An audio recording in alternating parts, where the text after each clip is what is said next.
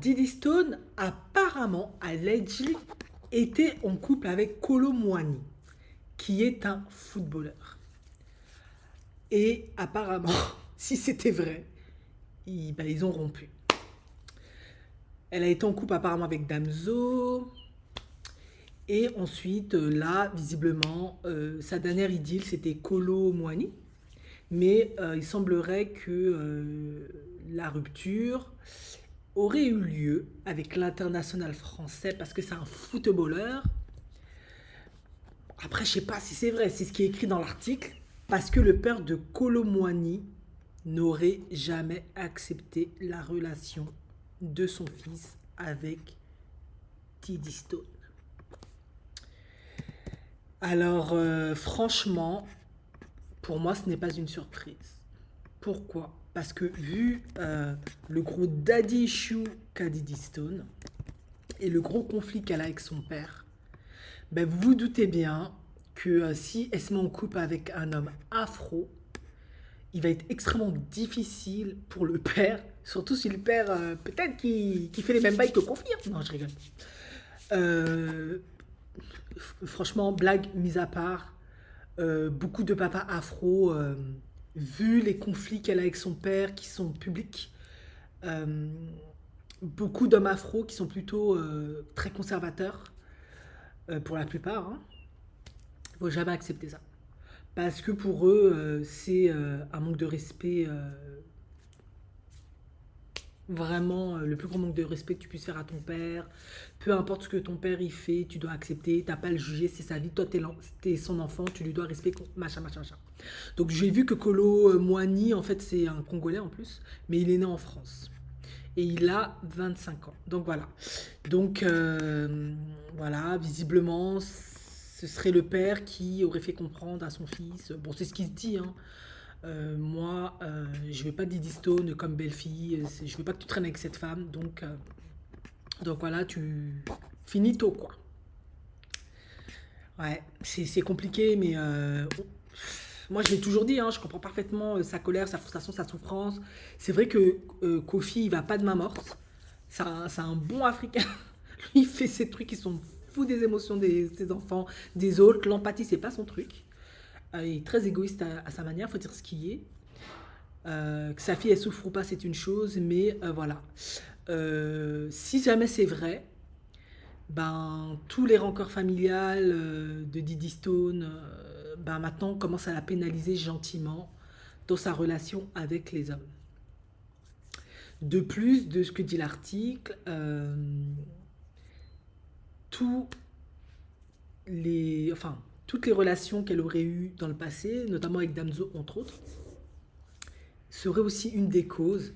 Visiblement, le père, il trouve qu'elle a trop de body count, et lui, ça ne lui convient pas. Voilà. Bon, bien sûr, c'est allegedly. Il n'y a pas de confirmation officielle, mais visiblement, l'entourage du joueur a exercé des pressions sur Kolo Muani pour qu'il se sépare de Diddy Stone. Pourtant, ce qu'ils disent, il y avait beaucoup de sentiments pour elle. C'est ce qu'ils disent.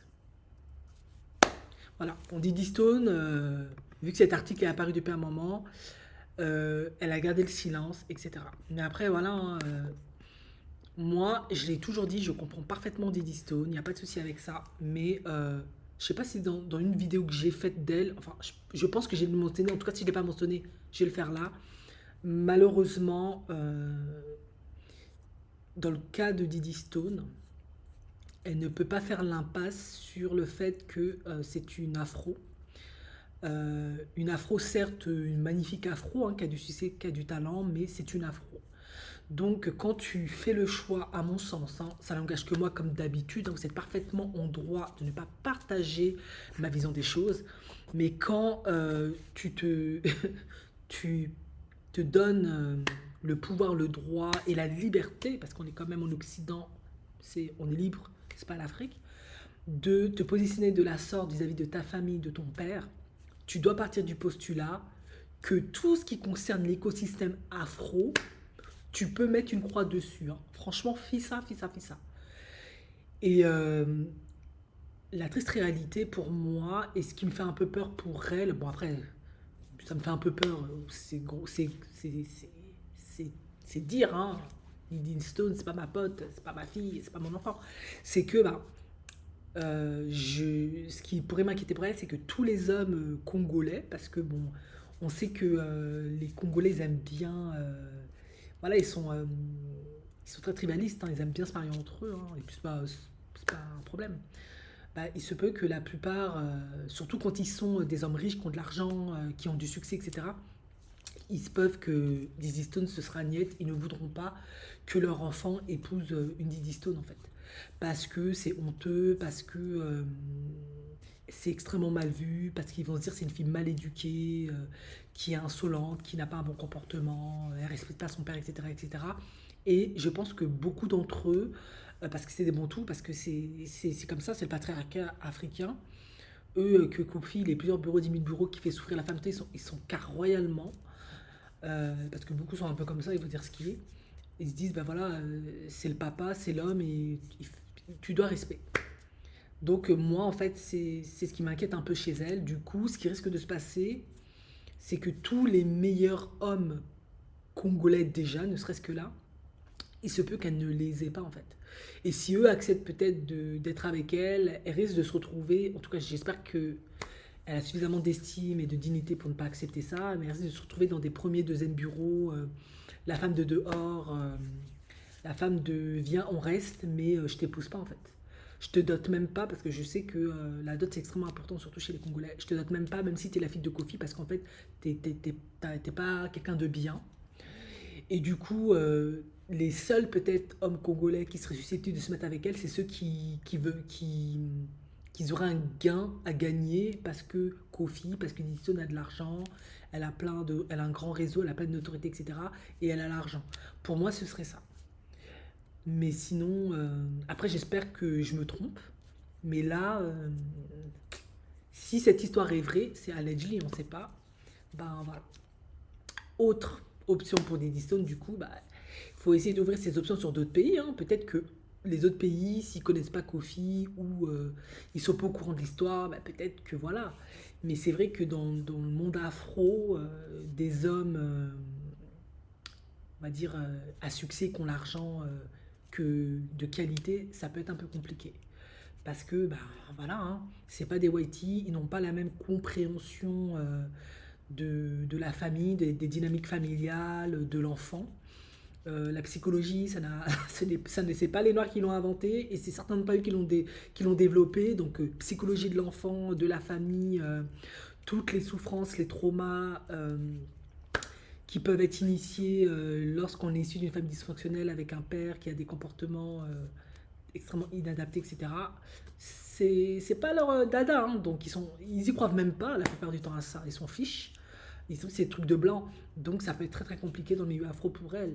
En tout cas, j'espère que je me trompe. J'espère qu'il y en aura au moins un qui saura voir au-delà de tout ça et qui saura l'aimer, l'accepter telle qu'elle est. Mais c'est vrai que si cette histoire est vraie, c'est déjà un premier signe que avec les hommes afro, congolais entre autres, ça peut être un peu compliqué pour elle. Après,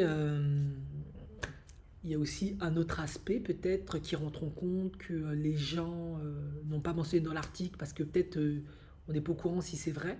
C'est que il se peut aussi si c'est vrai que le père et l'entourage ne sont pas motivés parce que peut-être qu'elle a des comportements, des attitudes inadaptées, inappropriées. En effet, quand une jeune femme est en conflit avec son père, soit parce qu'il est absent, soit parce qu'il est défaillant, soit parce qu'elle ne s'entend pas avec lui pour diverses raisons, il y aura beaucoup de mécanismes de projection sur l'homme avec qui elle est.